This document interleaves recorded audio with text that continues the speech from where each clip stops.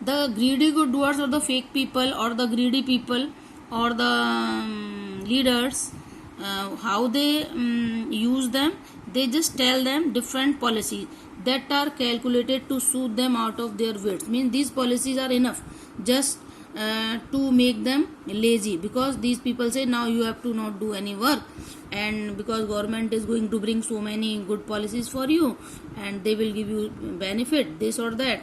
So what the poor people are doing, they are not using their brain now, simply they are believing in the saying of the fake people, and by teaching them how to sleep, they sleep all day. Means now these people are saying no, you have to not do any work.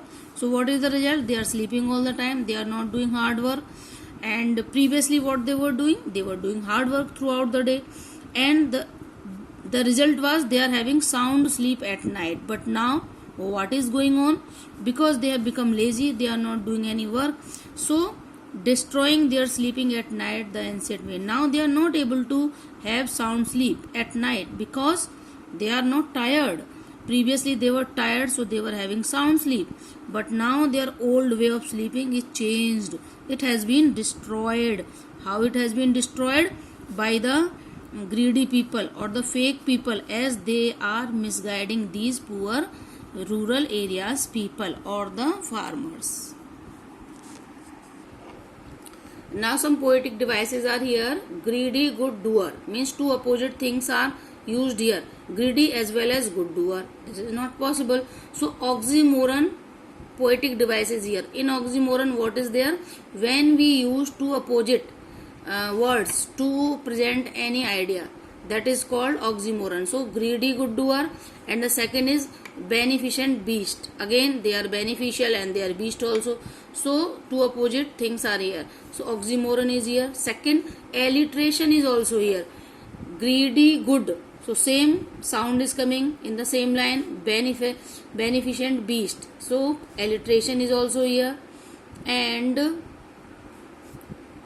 yes, these two poetic devices are here. Now we are coming to the next stanza. Sometimes I feel myself I can hardly bear the thought of so much childish longing in vain. Now the poet is saying that sometimes whenever I am see the poor condition of these poor people, I feel very sad. And he is saying that still I am having one childish desire. I know this is useless, it is not going to work, but still I am having this desire.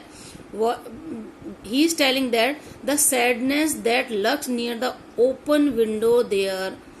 And now personification is here in this line, because sadness has been treated as the person.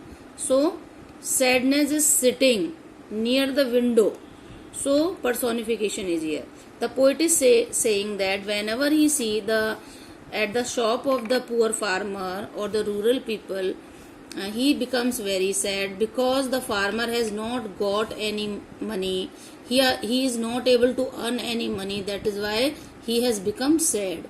And the result is that the sadness is found everywhere in the atmosphere or in the surroundings. So he is feeling as if the sadness is sitting near the open window that waits all day in almost open prayers. Throughout the day the farmer was just praying any customer should come here, he or she should purchase something, so I may make some money. But it has not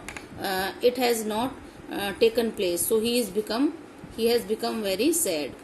And for what he was praying, that someone should use his brake, means someone should stop his vehicle here, and the sound of the stopping car he was waiting. And of all the thousand selfish cars that pass, but all the people are, means most of the people are selfish. They are city people, they are having a lot of attitude. They don't want to see even at the side by shop or the shade or the small shop or the roadside stand. So they are not even looking at them. But sometimes some car stop there, but not to purchase the things. They are having some other aims or the purposes. What their aims is just one, means sometimes one car stop there just to know the rate of the crops, means what rate of the crops is going on in that area. Or sometime and one did stop. Why it is stopped? First you have to see this line. In using the yard to back and turn around, means one car also stop there just to, because it has to turn and it has to back. So the car has used that area just to turn, and the result is it has uprooted the grass of that area and spoiled the beauty. But they are not caring. And any other car also might have stopped there, and for what? It is also stopped to know the address or to know the path, as they might be not able, mean the people might be not able to search or to get their path, or they might have forgotten the way. So they are asking to which direction this way is going on. So means different cars are going to stop here, but no one is interested to purchase anything, rather they are having different purposes.